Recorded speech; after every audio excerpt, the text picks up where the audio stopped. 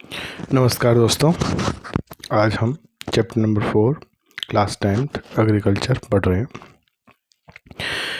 India, आप सबको पता है, इंडिया एक एग्रीकल्चर देश है जिसकी लगभग सबसे ज़्यादा जो जनसंख्या है वो एग्रीकल्चर पे डिपेंड है। किस पे डिपेंड है? एग्रीकल्चर में। यानी जो हमारी 2/3 पॉपुलेशन है, कितनी पॉपुलेशन? 2/3 पॉपुलेशन कौन सी इस पे डिपेंड है? एग्रीकल्चर के ऊपर। ठीक, तो एग्रीकल्चर सबसे इम्पोर्टेंट एक्टिविटी है। सबसे इम्पोर्टेंट एक्टिविटी क्यों है?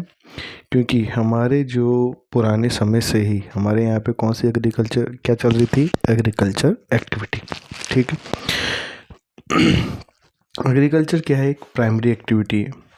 मैं इसको पुराने चैप्टर में क्यों लिंक आउट कर रहा हूँ इकोनॉमिक्स में? क्योंकि ये बहुत ज़्यादा इम्पोर्टेंट है कि what do you mean by primary activity. What do you mean by primary activity? पहले आप ये समझें कि प्राइमरी एक्टिविटी होती क्या है। प्राइमरी एक्टिविटी क्या होती है, इसके बारे में आप समझें। Primary activities are those activities which are related to agriculture. यानी प्राइमरी एक्टिविटी उनको कहते हैं जो किससे रिलेटेड है? एग्रीकल्चर से। They are related to agriculture. They are related to agriculture. ठीक है, वो किससे रिलेटेड है? एग्रीकल्चर से रिलेटेड है। ये कौन कौन सी एक्टिविटीज़ आ रही है? ठीक है, इसके बारे में पढ़ेंगे। तो ये प्राइमरी एक्टिविटीज़ कौन कौन सी है, इसके बारे में पढ़ेंगे, है ना। तो आप लोगों को ये पता होगा कि प्राइमरी एक्टिविटीज़ जिस पे एग्रीकल्चर जो है वो फुली डिपेंडेंट है। किस पे? प्राइमरी एक्टिविटीज़ पे। किस पे डिपेंड है दोस्तों? Primary activities. ठीक है, तो ये प्राइमरी, जब भी हम एक्टिविटीज़ की बात करते हैं तो ये एक्टिविटीज़ इम्पोर्टेंट क्यों है? क्योंकि इससे हम इकोनॉमिक में मनी अर्न करते हैं। क्या अर्न करते हैं? पैसा अर्न करते हैं। और हमारे, ना केवल हम बल्कि हमारे जो पूर्वज थे वो भी फुली डिपेंड किस पे थे? एग्रीकल्चर एक्टिविटीज़ के ऊपर डिपेंड थे। ठीक है, हम किस पे डिपेंड थे? एग्रीकल्चर पे। तो आप लोगों को समझ में आया होगा। ठीक, तो एग्रीकल्चर पे किस किस कौन कौन सी चीज़ें इफ़ेक्ट करती है? सबसे पहले अगर मैं बात करूँ, सबसे इम्पोर्टेंट है, अगर मैं बात करूँ, वो है क्लाइमेट। क्या है बेटा? क्लाइमेट। ठीक है, और अगर मैं दूसरी बात करूँ कि क्लाइमेट हो गया, फिर उसके ऊपर डिपेंड करती है सॉइल। ठीक है, अगर मैं तीसरी बात करूँ कि सॉइल हो गया, क्लाइमेट हो गया, फिर हमारा एटमॉस्फेयर। ठीक है, तो ये वाले फैक्टर्स हमारे इसको अफेक्ट करते हैं। एटमॉस्फेयर के बाद में अगर मैं बात करूं कि और कौन सी चीज़ें अफेक्ट करेगी इसको, तो वो है हमारे आसपास का, हमारे आसपास की जो सराउंडिंग है, अवेलेबिलिटी ऑफ द वाटर है।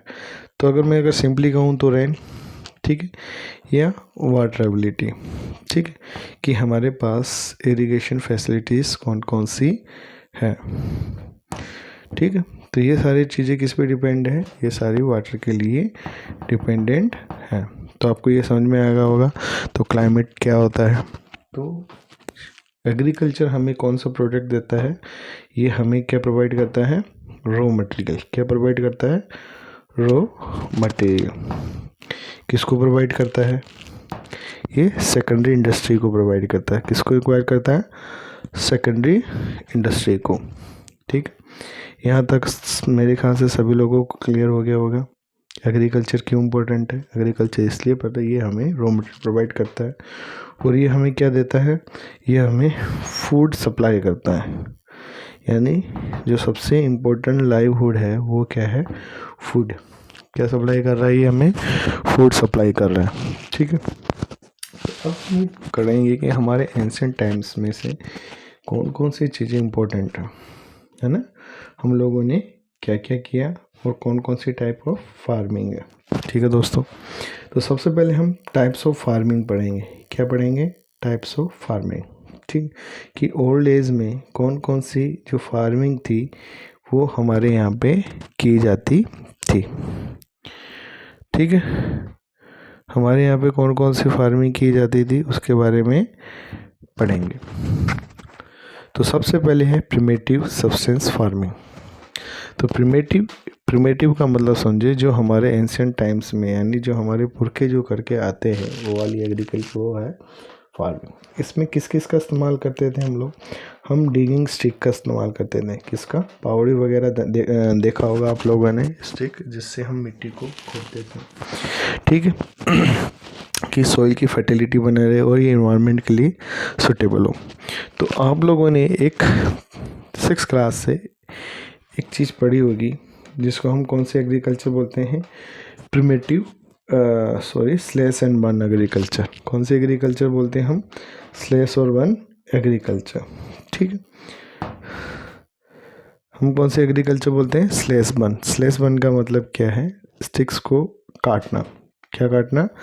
स्टिक को काटना, यानी जो पेड़ हैं उनको क्या करना है? कट करना है। किसको कट करना है? ट्रीज़ को क्या करना है? कट करना है, ठीक है। इसमें क्या काटा जाता था? ट्रीज़ काटा जाता था। क्या काटा जाता था? ट्रीज़, ठीक है, ट्रीज़। और उनको क्या कर दिया जाता था? बर्न कर दिया जाता था। क्या कर दिया जाता? बर्न, यानी उसको वहाँ पे पेड़ों को कटाई के साथ जहाँ पे छोटे छोटे वीड्स वगैरह है, झाड़ियाँ हैं, उनकी साफ़ सफाई करके वहाँ पर उनको काट दिया जाता है और उसको जला दिया जाता है। फिर क्या बचती है? एस बचती है। इसका मतलब समझते होंगे आप लोग, यानी जिसको हम राख कहते हैं, ठीक है। उस राख का इस्तेमाल मिट्टी में उसको मिला दिया जाता है और तब तक वहाँ पे खेती की जाती है जब तक वो ज़मीन अनफर्टाइल ना हो जाए। क्या ना हो जाए बेटा? अनफर्टाइल, ठीक है। यानी अभी तक हमने क्या बोला? Jhuming agriculture, slash and burn agriculture के बारे में पढ़ा है कि इसमें कौन कौन सी हमें ज़रूरत है। ये लेबर इंटेंसिव होती है। इसमें ज़्यादा से ज़्यादा हमें किसकी ज़रूरत होती है? फील्ड। इसमें कौन से मेथड इस्तेमाल करते हैं? जो प्रिमेटिव टाइप्स में जो हमारे पुरखे इस्तेमाल करते आए हैं वो वाला मेथड इस्तेमाल किया जाता है, ठीक है। यहाँ पे और ये फुली डिपेंड किस पे है? मानसून वगैरह पे। मानसून भी डिपेंड है natural fertility of the soil suitable for the environment, ठीक है। तो इसमें जो सबसे एंशियंट एग्रीकल्चर का टाइप था वो मैंने आपको पढ़ा दिया। वो कौन सा था? स्लेश और बर्न। और इसको हम अलग अलग जगह पर हम इसको अलग अलग नाम से जानते हैं, ठीक है। जैसे इंडिया में आपको स्लेश और बर्न का झूमिंग का नाम सुना होगा, ठीक है। असम, मेघालय, मिजोरम, नागालैंड, पमलू, मणिपुर, दीपू, बस्तर डिस्ट्रिक्ट, छत्तीसगढ़, अंडमान निकोबार, है ना। इसको किसके नाम से जाना जाता है? झूमिंग एग्रीकल्चर के नाम से जाना जाता है। किसके नाम से? झूमिंग एग्रीकल्चर, ठीक है। स्लेश और बर्न एग्रीकल्चर नाम है, ठीक है। मिलाप इसको कहाँ पे कहते हैं? मैक्सिको में कहते हैं। कहाँ पे कहते हैं? मैक्सिको में। सेंट्रल एशिया में इसका नाम कुनुक्को है। वेंजुला में इसको रोका है। ब्राज़ील में मसोल है, ठीक है। अलग अलग जगह पर इसका अलग अलग नाम है। तो आपको ये पिक्चर दिख रहा होगा, ठीक है। आपको मैं क्लियरली दिखा पाऊँ। फॉरेस्ट लैंड है, इसको क्या किया गया है? जंगल को क्लियर किया गया है। ये इतना ये जंगल है, ये देखा होगा आपने, ये एस मिली हुई है, ठीक है। इसको यहाँ पे जंगल को साफ़ किया गया और फिर यहाँ पे क्या करेंगे? एग्रीकल्चर, ठीक है। तो ये सबसे पुराना type of agriculture colonial period से पहले ही भी चलता आया था। कॉलोनियल पीरियड में कुछ हद तक इसको बैन कर दिया गया क्योंकि अंग्रेज़ों के अपने फ़ायदे थे। यहाँ पे वो कौन से एग्रीकल्चर कराते थे? यहाँ पे वो अपने फ़ायदे के लिए all types of agriculture use करते थे, ठीक है। समझते हो?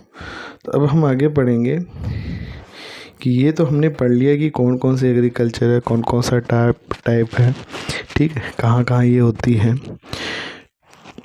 इसके बाद में हम पढ़ेंगे इसका जो दूसरा सबसे इम्पोर्टेंट टाइप है उसको बोलते हैं इंटेंसिव सब्सटेंस फार्मिंग।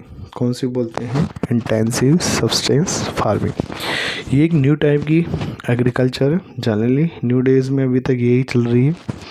इसमें आप हाई डोजेस और बायोकेमिकल का इस्तेमाल करते हैं, पेस्टिसाइड्स का इस्तेमाल करते हैं, बायोकेमिकल्स का इस्तेमाल करते हैं, ट्रैक्टर्स का इस्तेमाल करते हैं, HYV सीड्स का इस्तेमाल करते हैं, ठीक है, हाई वैरायटी सीड्स का इस्तेमाल करते हैं हम लोग, ठीक है।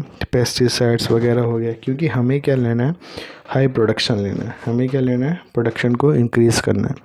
तो मैं थोड़ा सा आपको ये समझा दूँ कि ये क्यों किया गया। ये इसलिए किया गया क्योंकि हमें प्रोडक्शन में क्या चाहिए था, इंक्रीज़ चाहिए था। तो 1970s में यानी 1967 में हमारे यहाँ पे क्या इंट्रोड्यूस किया गया, ग्रीन रिवोल्यूशन। क्या इंट्रोड्यूस किया बेटा, ग्रीन रिवोल्यूशन इंट्रोड्यूस किया, ठीक है। किसको बढ़ाने के लिए, यील्डिंग को बढ़ाने के लिए क्या आया, ग्रीन रिवोल्यूशन आया। कब आया, मेरे पीछे पीछे दौड़ाओ, 1 नंबर के लिए बहुत ज़्यादा इंपॉर्टेंट है ग्रीन रिवोल्यूशन, ठीक है।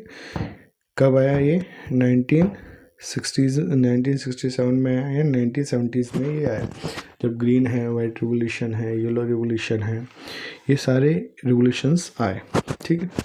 और इसको हम बोलते हैं जो न्यू टाइप, जिसमें हाइब्रिड और इस्तेमाल करते हैं, HYV सीड्स का इस्तेमाल करते हैं, ठीक है। तो पहले ये भी समझ लें कि HYV सीड्स क्या है, ठीक है। HYV सीड्स क्या है, इनको बोलते हैं हाई, क्या बोलते हैं, हाई यील्ड वैरायटी जो सीड्स हैं उनका इस्तेमाल करते हैं, यानी जो ज़्यादा से ज़्यादा हमें क्या दें, प्रोडक्शन दें, क्या दें, हमें प्रोडक्शन दें, ठीक है। हाई यील्ड जो ज़्यादा से ज़्यादा प्रोडक्शन देगा, ठीक है, ऐसे सीड्स का इस्तेमाल करेंगे। तो आपने देखा होगा हम ऐसे सीड्स का इस्तेमाल करने लगे जो तेज़ी से तेज़ी हमें क्या दे रहा है, प्रोडक्शन दे रहा है, ठीक है। तो ये आप लोगों को समझ में आ गया होगा मेरे ख्याल से। इसको हम कौन सा बोलते हैं, HYV सीड्स। कौन सा सीड्स बोलते हैं उसको, HYV सीड्स, ठीक है। कब आया, ग्रीन रिवोल्यूशन। तो ग्रीन रिवोल्यूशन का जो सबसे ज़्यादा फ़ायदा हुआ वो कहाँ पे हुआ, Haryana, Punjab, UP, some part of Madhya Pradesh, ठीक है। यहाँ पे सबसे ज़्यादा कौन सा फार्मा हुआ, ग्रीन रिवोल्यूशन का, ठीक है। तो 1 नंबर में आएगा, what do you mean by substance crop. क्या आएगा, what do you mean by substance crop. Substance crop किसे कहते हैं, ठीक है। क्या आएगा, सब्सटेंस क्रॉप क्या है, इसके बारे में आप क्या समझते हो, ठीक है। ये बहुत ही ज़्यादा इम्पोर्टेंट है। सब्सटेंस क्रॉप्स क्या होती है, कौन कौन सी, जैसे राइस वगैरह हो गया, ये कमर्शियल। पहले ये चीज़ समझिए, कमर्शियल क्रॉप क्या होती है, what do you mean by